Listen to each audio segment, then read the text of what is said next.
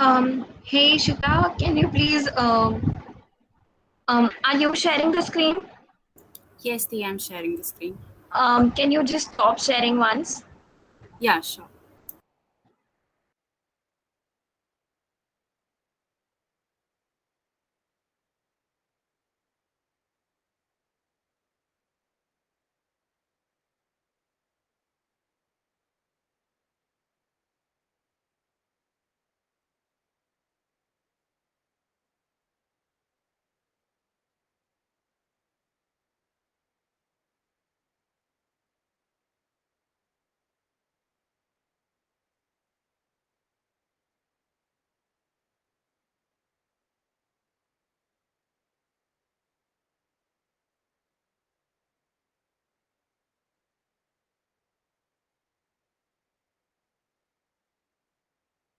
Ishita, can you confirm once if the screen is visible? Yes, the screen is perfectly visible. Okay, thank you. Do we have Ani in the session? Has she joined? I don't think so. Not yet. No, she's here. She's here. Yeah, I've Yeah. joined. Like I was in the wrong link before, but I realized that the meeting link updated, so I just joined the right one. Okay, Welcome, okay. Dee. Yeah. Ishita, I'll take on from here. Um, Okay, Dee. Okay. A very warm welcome to everyone, and thank you so much for joining in. Um, so, um, I don't think a lot of people have an idea about open source right now, although the craze has increased in the few years. But this is one of the most amazing open source internships. I think it is at par with GSOC. Most importantly, because at GSOC, your technical skills only matter, but Outreachy also gives a little importance to you as a person. Vani could agree, because it also takes this diversity initiative and gives a little benefit to those people who are not benefited in the society so much, which is the best part about it. A lot of women I can see in the session today. It's Daughters Day also, so happy Daughters Day, everyone.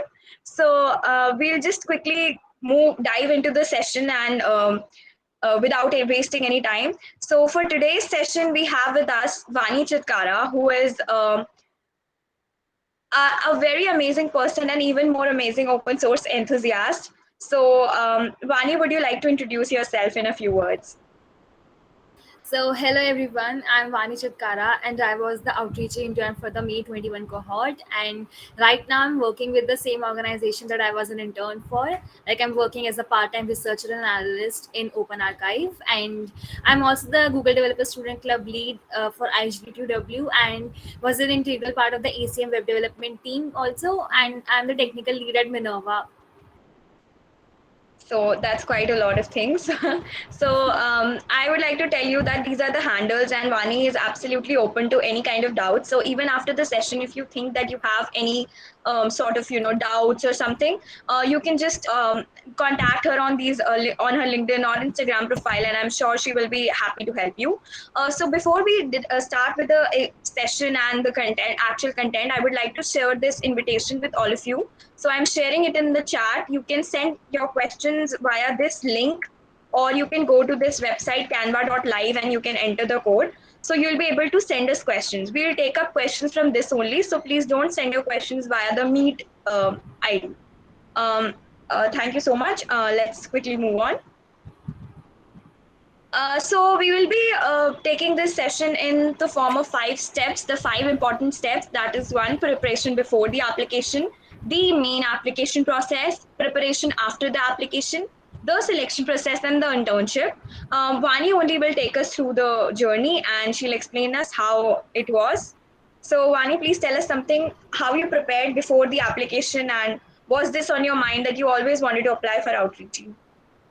So well, around this time only last year was a total beginner in open source, and I started my journey with Oktoberfest. Like I'm a web developer, and I was quite familiar with HTML, CSS, and I had built small projects using that tech stack. So I was beginning to contribute in Hacktoberfest, and then after Hacktoberfest was open, like I was successfully able to complete more than 4 pull requests. So after Hacktoberfest, I participated in some more small open source programs like Winter of Code by some 2-3 organizations. So like that, I just got familiar to open source communities and how exactly does this work.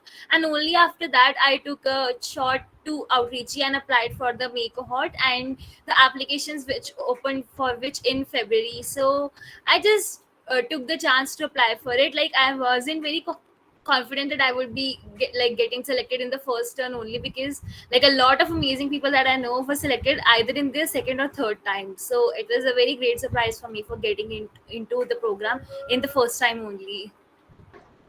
So, Vani, what preparations did you actually do before the application? Also, like a lot of people say that in the open source, you should master one field. So, which one field do you suggest if someone has not started yet? For beginners, I suggest you can either start with web development if you have even a slight idea of HTML. Like I was taught HTML in school, so when I decided to pick up a tech stack, development was my first one to go, because I was very confident that okay, I can pick back HTML, and then I learned CSS. So if beginners want to start, they can either go with web dev or app dev. Like these two are the major tech stacks that have a lot of open source projects with them. And I prepared by taking part into open source programs before jumping onto Outreachy. So I had prior experience that okay, this is how open source works, and this is how I can collaborate with people on the projects on using Git and GitHub. So it's very important to know that you are very familiar with Git and GitHub and have a practical knowledge of it before you apply for any program. Right, I got an idea about it. So, one last question. So, do you think that some kind of resume, so GitHub is important, your GitHub repositories are important, but is your resume equally important? And should you do something to prepare your resume for the application? I don't think any open source programs ever ask about your branch or your resume, because they give a fair chance to everyone. Doesn't matter from which branch you are, either you are a beginner or an expert. So resumes don't matter in this aspect. Okay. Okay, thank you so much, Vani. Let's move on. So the application, tell us what made you apply for, how you came to know about the applications. Tell us about the timeline and when should we start preparing to fill the application. So a lot of people say that you should start writing your essays. So give us all the details. Yeah, sure. So, like around Hacktoberfest only, I was searching about more open source programs. Like everybody knows GSOC, and there's a whole lot of craze about it. But there's open source is just not limited to GSOC. So I just went on to YouTube and searched about these programs, and then I came to know about programs like Outreachy and Linux Foundation Mentorship and so on. So I decided to apply for Outreachy because I knew that this initiative is very welcoming to people from diverse backgrounds, and I being from like we are considered to be diverse people, because like Indians generally don't see Indian women going out in the technical industry and they're welcomed with open arms. So Outreachy encourages everyone from a diverse background to be a part of this program. So I was very excited to apply for it. So before the application started, I just searched about the experiences of previous applicants and previous interns, and I found that this initiative is really very good for beginners to start for.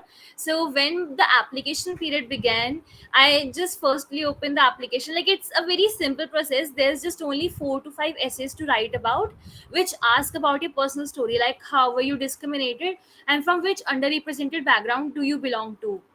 So you have to explain your whole personal story, and like how the discriminations that you have faced hindered you from getting introduced to technical industry, and like how they hindered your growth as a person. So you just write about it and just support your statements with facts and figures. Like that's the whole application about. And they do ask about your previous open source experiences, but even total beginners are welcomed at Outreach. Okay, so do you think that we should start filling the application and start preparing the essays, or it should be just impromptu? You start writing and then you keep writing. Which one do you prefer? Well, I think that if you're writing about your own self, you shouldn't have to think a lot about it, right? So I'll just tell you what I did. Like there was a random Sunday before, like 2 weeks before the applications were about to close. So I was very procrastinating that okay, I'll write the essays now. I'll write the essays tomorrow. But on a random Sunday, I just picked up my laptop and I was like, okay, now I'll write it, and I wrote it truly from my heart. So just don't wait around for a perfect time or get your essays checked by everyone, and just don't make your essays sound very superficial or artificial. Be honest about these essays and about your story. Like some people do get their essays reviewed for checking the grammar and everything, but some previous interns might also tell you that okay, put this and this things which might enhance your chance. Like they might tell you to modify your story, so don't do that, because outreachy wants to know your personality and your story. And also, if you're just saying that you are facing discrimination, you can just blindly say it. You need to state the facts and figures as well. Like suppose you're saying that Indian women face gender discrimination, so you have to support this statement by facts. Like let's say you're searching statistics that okay, how many women are not gonna pursue STEM education due to like gender discrimination only. So if you find a proper statistics, do mention that in your essays, but don't write Google copy paste essays, because they'll quickly know that that it is not your story, but it is some Google essay that you just like just search for and copied it in your essay. So just be honest about your applications and like write from your heart. Right. Thank you so much, Vani, for telling us how to write the essay, the perfect essay. Okay, so I would like to ask you, suppose you have filled the application and now you're expecting that probably you'll get it, or you probably actually got the email that you're selected. So how much time do you have, and do you actually prefer doing some preparation or just enjoy the time that, okay, I've been selected and party around? What is the best No, way? like after I received that I was selected for the contribution period, like there are three phases in this internship, like outreach internship. Firstly, you fill the initial application, and if you're selected in that, you move forward to the contribution period where you choose your organizations and contribute to them. And after only the whole month of contribution period, if an organization likes your work, they pick you as an intern, after which the internship starts. So like after you submit your applications and the organizations are finalized by outreachy, so their projects are displayed on the website. So either you can wait for your result that okay, if I'm only selected, then I'll search through the projects, or if you're very enthusiastic and aren't very concerned with the result, so you can just go around right now and search the projects and start shortlisting that okay, this is the project I'd like to contribute to, because there are around 100 plus projects that you have to shortlist from. Like I started shortlisting only after I got my result, because I was been very sure that I would get into the program like only after my first attempt. So I clearly remember I was out with my cousins and the day was March 29. So that's when we got our result, and I just came back to home and quickly opened the website and started shortlisting the projects. So you'll see that the process is very like easy to select the projects, because outreachy mentions the number of interns an organization wants to hire, and for a certain project they also mention the requirements of tech stack. Let's say for so a certain project they require a person who is very like proficient with JavaScript, so they mention levels like 5 4 3 to 1. 1 means like it doesn't matter if you have that skill. 2 means it is preferred to have that skill, but even if you don't have it, it doesn't matter. 3 means that you should have a practical knowledge, like maybe theoretical knowledge about that tech stack. 4 means that you should have fairly good knowledge about it, and 5 means you should have to be an expert in that tech stack. So like this only the tech stacks are ranked according to a project, and you can select according to that. So I remember after seeing those 100 plus projects, I first came down to 15 projects, and after that I narrowed down to 6, and finally I had to cut down to 3 projects, because it's ideal to contribute to at least 3 to 4 projects and make as much contributions as you can to those, rather than selecting 7 to 8 projects but doing just 1 or 2 contributions in those projects. Okay, Vani. So moving on, the selection process. So just tell us about what do you think when you talk to the people around when you actually receive the internship? What is their criteria? What do they look for in an applicant or an application to select a person? So I'll just tell you, like, Outreachy has two kinds of projects: either non-technical, like they are research or design-based projects, and they have technical projects, like which are in abundance. So for non-technical projects like design and research, they just see the quality of your contributions. Like for me, Open Archive had a mixture of technical and non-technical contributions, so they were very impressed by my contributions and the approach that I held while doing the research. And for design projects, they see the quality of your design and the thought process behind those designs. For the technical projects, they do look at the like the intensity of your contributions. Like if those contributions are very significant to their projects, that means you're gonna get selected. Like that's a very sure shot that you will be getting that position in the organization. So my advice would be to make more than 5 to 6 contributions in each organization that you decide to be a part of, and do talk to mentors if you are stuck anywhere, and do help your fellow applicants, because that's the good way to help your community and get noticed as well. So keep in touch with your mentors and keep them updated about your contributions and whatever work you are doing. So if the mentors remember you and your contributions, and they think that you are a very useful person for the organization, then your chances of getting selected are very high. Okay. So Vani, how much do you think the essays affect um the selection? The initial application selections are totally based on the essays. So like that's the first hurdle that you have to cross after you, like if you want to get into the contribution period. So for initial applications, the essays hold like around 80 to 90% of weightage. So essays are definitely very important, and after your contribution period starts, then the essays are on the back seat and your contributions matter a lot. Right, right. Okay, so moving on, the internship. So how was it? How were the managers? How were the people? And was it difficult? Was it easy? And do tell us about the perks of interning at Outreachy. Was there any stipend, and how huge the stipend was, if you can actually disclose? Yeah, like I can disclose because it is publicly visible on Outreachy website as well. So the stipend is 6,000 US dollars for an intern, and the organizations often like sponsor this stipend. But if you are a humanitarian organization, like Open Archive is an NGO which works for journalists and citizen journalists to document and archive their videos. So Outreachy sponsors for those interns from NGOs and humanitarian organizations. So this $6,000 stipend is broken into $2,000 for 3 months, and like after we filled the final, like the feedback, we used to get these internships like the stipend issued if the feedback was successful from our mentor side as well. So the internship experience was very amazing.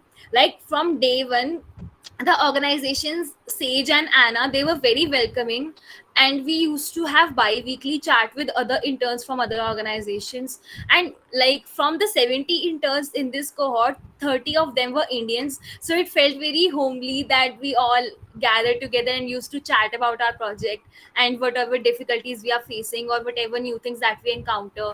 So during that only, we just shared our struggles of getting started with open source. Like most of us didn't even know that short terms like LGTM, what do they actually even mean. So LGTM means looks good to me, for those who don't know. And we used to share our experience in these bi-weekly chats. The difficult thing was to keep track of the time zones, because they used to have chats in the US time zones, which is around uh, like a huge difference. I don't remember exactly, but keeping time track according to that was very difficult, and due to that only sometimes I used to miss the chats or got late due to, in the chats, like half an hour around. But that doesn't matter in the end, like you just can catch up with them. Also the interns were required to write bi-weekly blogs, and they used to document their journey. Like I'll just send my blog that I used to write, so you can get a very good insight into the like my application process and the whole Outreach internship process. Here's the link, so you can all catch up with my internship experience. Okay. All in all, it was very amazing, and I definitely recommend that if you get the chance to apply for this time, do go for it. So, Vani, I would request you to please send us the blog because we send after mails to all the participants. So, we'll just send the links in that too. Yeah, sure. Like I have put it here in the chat box also. Big yeah, Yeah, sure. I'll just Uh-huh. DM this to you as well. You can just send it to me after the session. We'll send after mails, and in that we'll attach this, so nobody Yeah, misses awesome, anything. awesome. What you can do is like in the Outreachy website, you can see all the interns who have ever interned in Outreachy, and you can visit all of their blog websites and catch up everyone's journey. Like for the people who are having different organization projects, like the journey is very different for everyone, but all in all, it's a very fruitful experience. So once we have discussed everything and now the internship is over, Vani, do tell us about the stipend. So the 6,000 US dollar stipend, which approximately goes to around 4.5 lakh Indian rupees. So this internship like helped me a lot. Like I paid my college fees on my own, so that was a very big thing for me. So these 4.5 lakh like this amount is divided into 1.5 lakhs each. So during the internship we had to fill a feedback every time. So after like 1 month of internship has passed, so I used to fill a feedback and my mentor used to give a feedback on my work. And if the mentors think that okay, my work is up to the mark, they requested Outreachy to pay my stipend. So around this we have three feedbacks: initial feedback, midpoint feedback, and final feedback. And only after the final feedback we get the final amount of stipend. So this 6,000 US dollar is broken up into 2,000 US dollars for 3 months. So it's not like if you are not working at all, you'll get the in stipend, right? You Never need to work ever. really. Like yeah, the mentors will just point out that this is an inactive intern, so they'll just like first of all they'll talk to you that okay, why aren't you being active in the internship. Like they are very caring about this aspect. And for the people who were impacted by COVID, they had to reduce the number of hours, and even the internship can be extended to 5 weeks for the interns who face some problem while they're interning. So they are very welcoming and very accommodating in this aspect. But if you are inactive even after these warnings and these discussions, they can remove you from program. But that's a very rare thing because people who get into this internship program don't want to miss that chance of interacting with people who are from such a diverse background.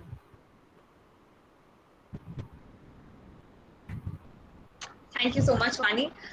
Okay, so now I wanted to ask you that now you've got the internship, you have interned over there. How does that impact you as a person, people's perspective for you, and you know, things do change after you do participate in such a big program, right? So, what was the feedback? And also, when you apply for another position, does that thing on your resume saying outreach intern help you somewhere? Yeah, for me it definitely helped a lot. For me, like after like when Outreachy was about to begin, I got active on Twitter. Since Outreachy the organization has a very good presence on Twitter, and like I got a lot of exposure through that program only. And I got to build so many connections with people who are in open source and who are doing community work. And when I was giving my interview for GDSC lead, they asked me like what all tech stacks do I know and if I was a part of any program. So I mentioned all about my outreach experience to them, and they were fairly impressed by it. And yeah, it definitely helped me a lot. It enhanced my resume and my credibility as a person who is doing open source. So these programs do affect you, but even if you don't get into these programs, doesn't matter that your skills aren't up to the mark. It's just that these programs give you another level of exposure, which certainly helps you in your career path.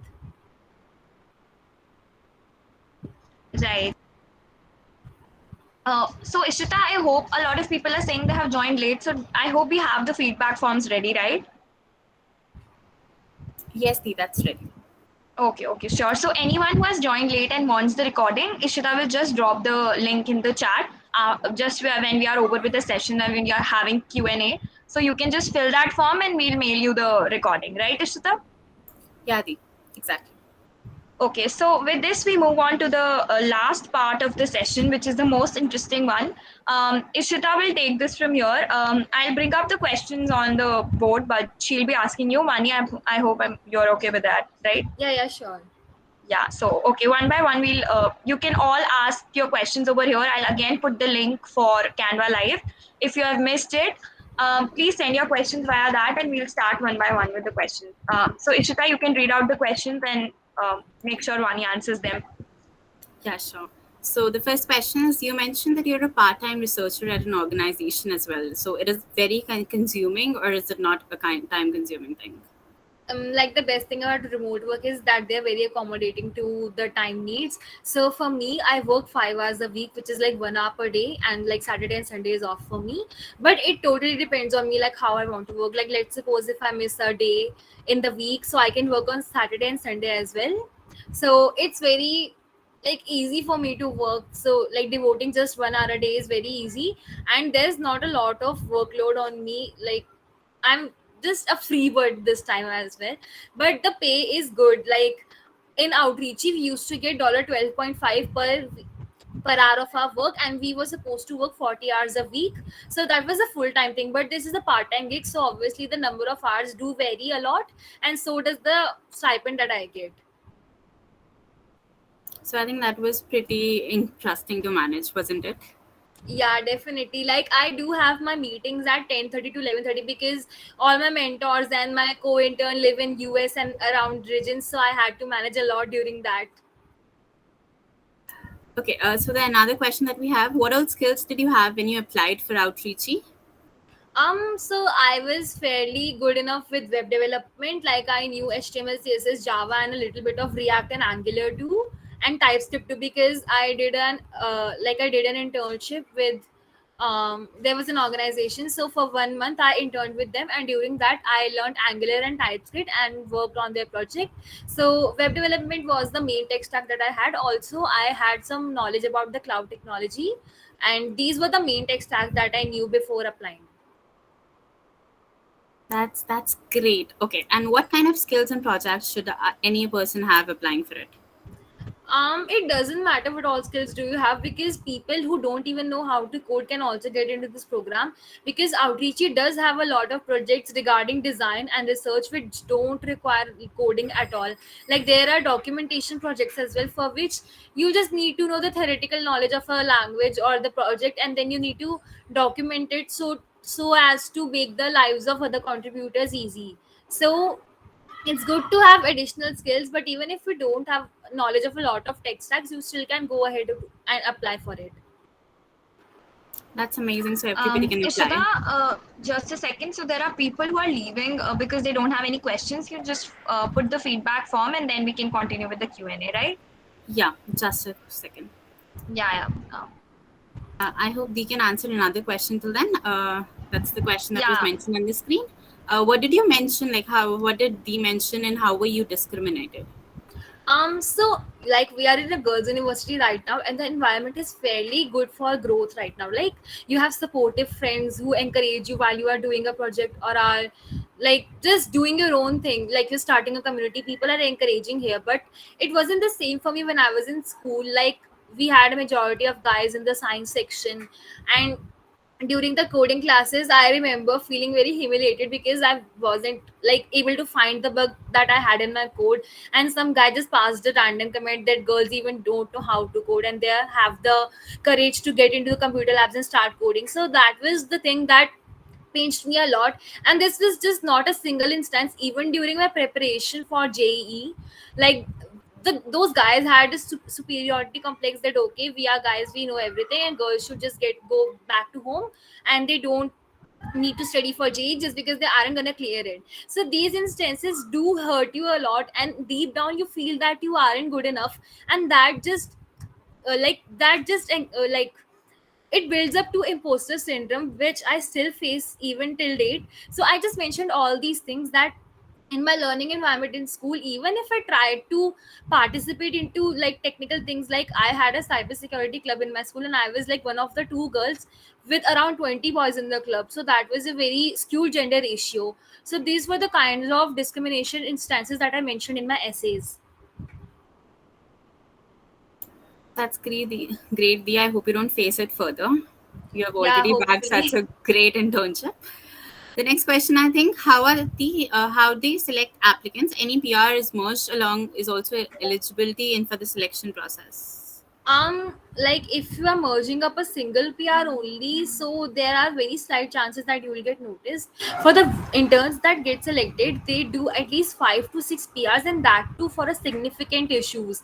Like if you're only working on first timers issue for 5 6 times, that doesn't like prove to be very significant for the organization that you are applying for. But if you work on an issue that's very significant to the project and fixes a very major bug, then it's a sure shot that you will get into it. But do as much contributions as you can. Just don't be comfortable only after doing 2 3 contributions of like beginner level. We will already work our asses. Or literally, we'll work literally really hard when we are working towards it. Do we have any more questions? Which organization did you contribute to in this internship?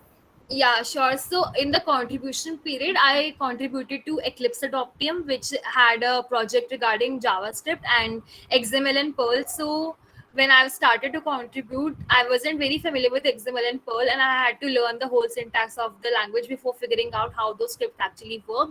And I contributed to Fedora, and the project was related to design. So for that project I had to learn to use new tools like GIMP, and there was another one, I forgot its name, but it's an open source tool. So designing using that was a very difficult task for me, but I still somehow managed. And the organization for which I was finally selected as an intern was Open Archive. So their project was about researching on cybersecurity issues and privacy issues, digital rights, and increasing their social media reach as well. So it has a collaboration between the technical and non-technical aspects. So it was a very great project for me to work on. That's great, Dee. Can we have another questions?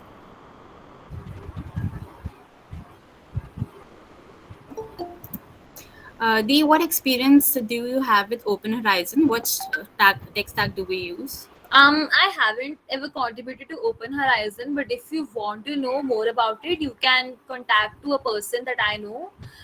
So she's a mentor at Open Horizon, so she can help you better with that. I think you might find her on LinkedIn as well. Her name is Unnati Chabra. So you can just go around and ask her for this. You mentioned that you're a part-time researcher as well at the organization. I think this question is covered already. Like Yeah, this is the yeah. first Yeah, question. yeah, that's why I say.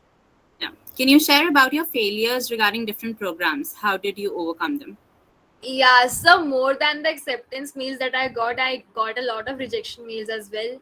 Like I have applied to MLH fellowship for more than thrice, and I was rejected every time. So all in all, that was very difficult for me to face every time.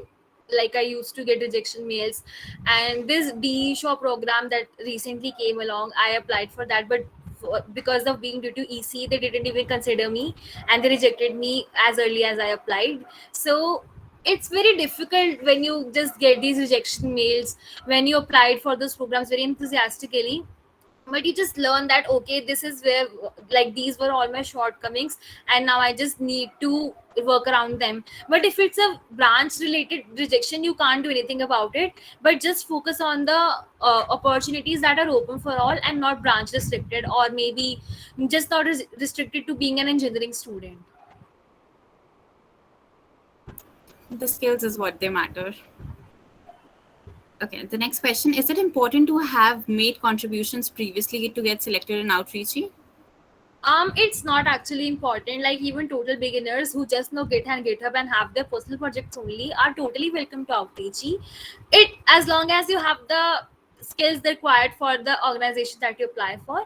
But if you have previous contributions, that's a plus point. And they do ask about your previous contributions, like in what ways have you contributed to open source when you are filling the initial application. So if you have experience, that's a plus point, but even total beginners are very welcome to apply for this program.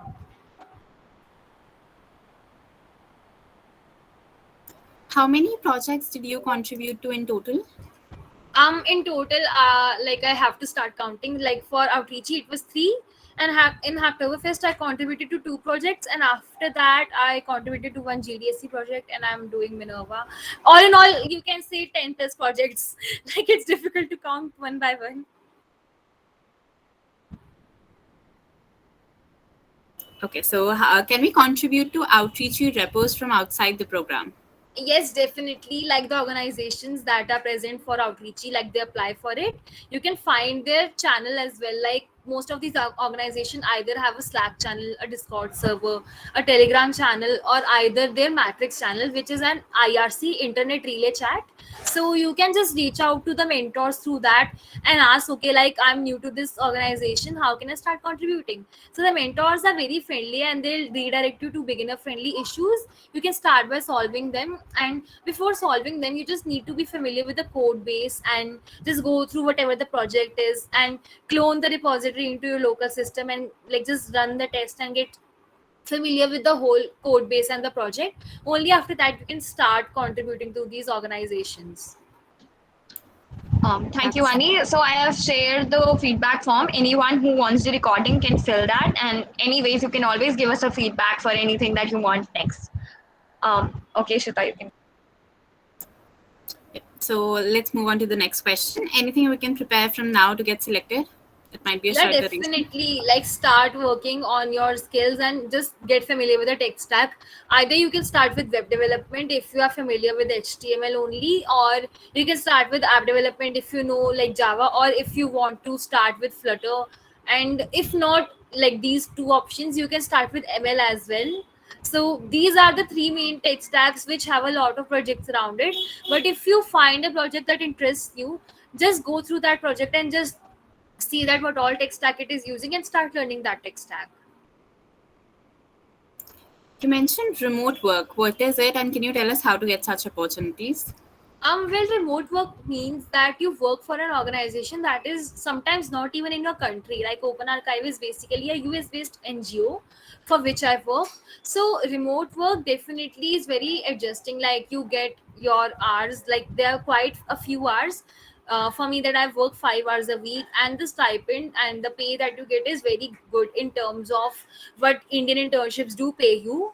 And you can find about these opportunities like you can find about it on LinkedIn. And for remote work, I'm not very sure like what all sites you can go on to, but Twitter is one of the websites you can find about remote work, because there are a lot of openings around there. A lot of tech Twitter people just share their openings that okay, we want to hire a person with like we are gonna have it in a remote work way, so you can just find about it on Twitter. Okay, so you mentioned the things can be a little time consuming. So how do you plan your time? Can you tell your schedule while you were doing your internship? So for me, internship meant 8 hours a week work per day. So besides those 8 hours, I used to practice DSA as well. So I took around 1.5 hour for DSA, and like sometimes maybe even up to 2 hours. And along with that, I was doing a hackathon. So around 45 to 1 hour for I devoted for that, but it was not daily. Like whenever I had to do some contribution work for the hackathon part, I just devoted my time to that. And along with that, I was doing another project for a mentorship program. So it took me around half an hour to 1 hour per day. So that was my schedule. So all in all, I had around 12 hours of like work, and then the rest of the time was me time for me.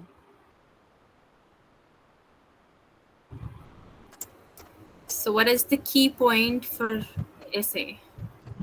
So for essays, I just like gave the tips earlier also, that be honest about your story, the discriminations you have faced, and do support your statements and solidify them using facts and figures.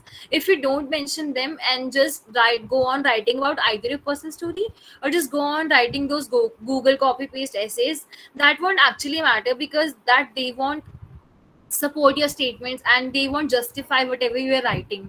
So just be careful that your essays are just ticking all the requirements that I have listed. Kriti, the next question is, okay, on this website, eligibility criteria says people from Northern Hemisphere are only eligible for the summer cohort and not for the fall one. Is it really the case? Yeah, I just thought that someone would ask this question. So the thing is that for the winter cohort, Indians can apply, but only the ones whose college allows them for internship during their winter time. Like some third year students, for some universities, third year students can also apply, and fourth year students can apply as well, because some of the universities do allow them for doing winter internships. And also, outreach is just not limited to students. Even the part-time workers can apply as well. Like suppose, like just like how I'm working right now, I can also apply for outreachy again. But once you're an outreachy intern, they just limit you. But a person who's doing a remote work like part-time job, they can also apply. And for northern hemisphere, obviously Indians can apply, and it's suggestive that you only apply for summer cohort, because during winter cohort you might not be able to show your time availability, which is consecutive 42 days that you are required to do full-time work. Can we please move to the next question? What kind of PR you made in research organization? So the project was not maintained on GitHub, but what we used to do was we had a task around bug hunting in their open source app. So whatever issues we were telling the mentor, she was putting up that on the issues board of their GitHub project that they had. So I was not directly contributing on the GitHub project, and we were writing all about a research in the Google Docs that we had prepared. Like our mentors made a very elaborative folder structure for all the interns and all the people that were working on that project.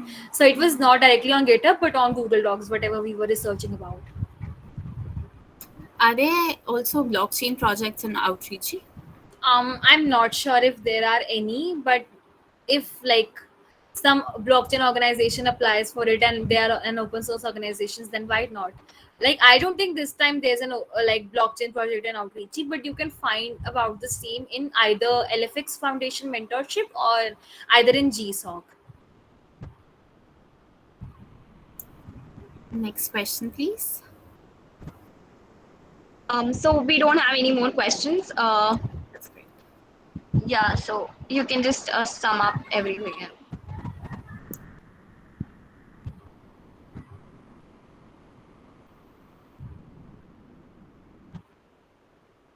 So thank you guys. I think this is the end of the session. Thank you, Ms. Vani. Thank you all the participants for staying patient with us. Thank you. Stay tuned for more such webinars and workshops with ACM ICTTU. Thank you. You guys can leave the meeting and can fill the form if you need the recordings.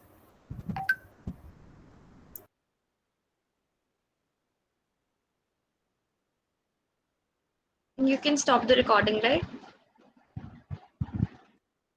And just stay back. I want to talk to you.